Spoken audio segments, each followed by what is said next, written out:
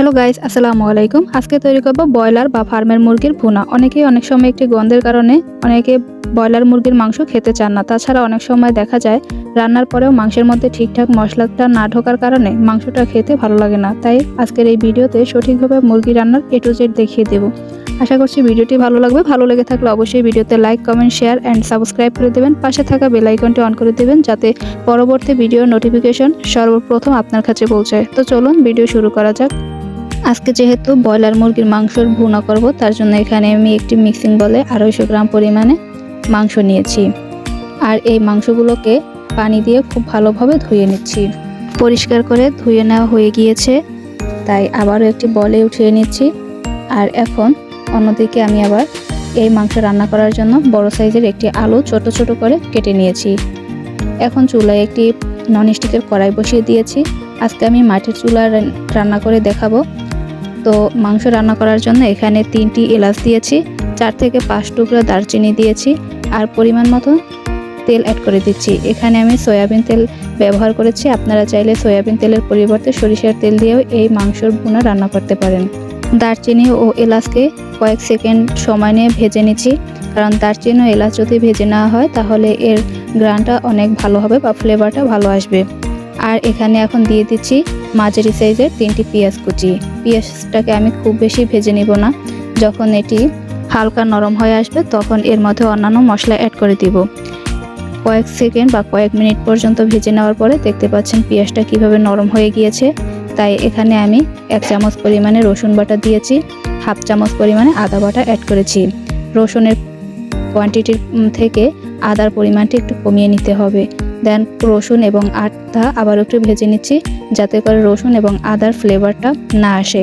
দেন ভেজে নেওয়ার পরে হালকা পানি অ্যাড করে দিচ্ছি, কারণ পানি অ্যাড না করলে হলুদ মরিচের গুঁড়ো পুড়ে যেতে পারে।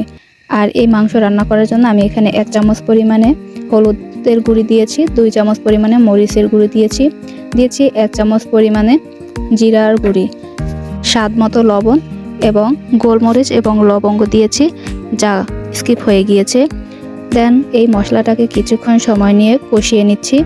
এই মাংস রান্নার ক্ষেত্রে আপনারা আপনাদের পছন্দ অনুযায়ী মরিচের পরিমাণটা দিয়ে দেবেন। এখানে আমি যেহেতু 200 গ্রাম মুরগির মাংস নিয়েছি, তাই আমি এখানে আমার পছন্দ অনুযায়ী মরিচের পরিমাণটা দিয়ে দিয়েছি।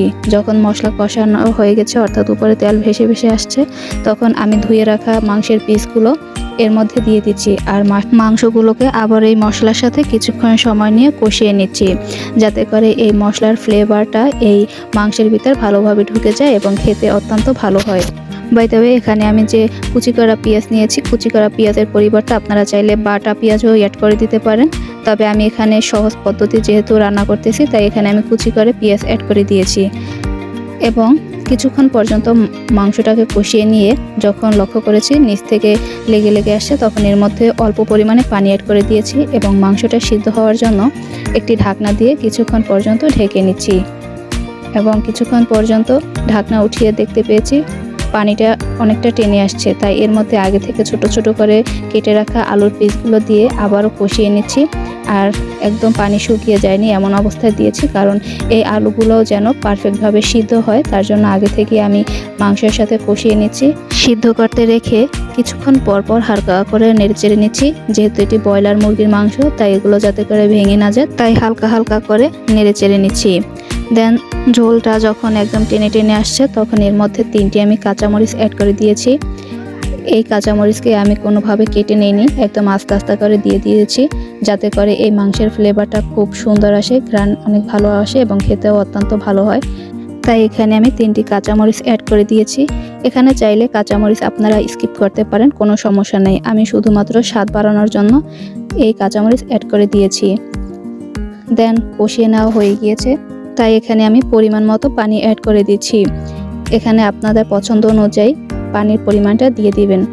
দেখতে পাচ্ছেন 250 গ্রাম পরিমাণ মাংসের জন্য আমি কতটুকু পানি ইউজ করেছি। এই পানি বা এই ঝোলের কারণে আলু এবং মাংসটা খুব ভালোভাবে সিদ্ধ হবে। একটি ঢাকনা দিয়ে কিছুক্ষণ পর্যন্ত ঢেকে রেখেছি।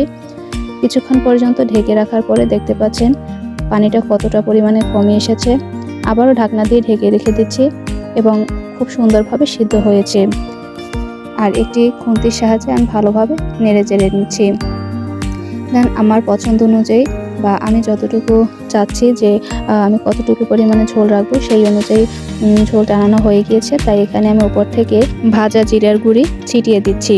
এখানে যদি আপনারা কষিয়ে নেওয়ার সময় জিরার পরিমাণটা বাড়িয়ে দেন তাহলে পরবর্তীতে উঠিয়ে নেওয়ার সময় জিরা দেওয়ার প্রয়োজন হয় না। তবে স্বাদ বাড়ার ক্ষেত্রে বা সুঘ্রাণ আসার জন্য এই ভাজা জিরাটা ব্যবহার করতে পারেন। আমি এখানে ভাজা জিরা ইউজ করেছি। আর এখন রান্না হয়ে গিয়েছে, এখন আমি চুলা থেকে উঠিয়ে নিব। দেন এই হচ্ছে মাংস রান্না করার ফাইনাল লুক।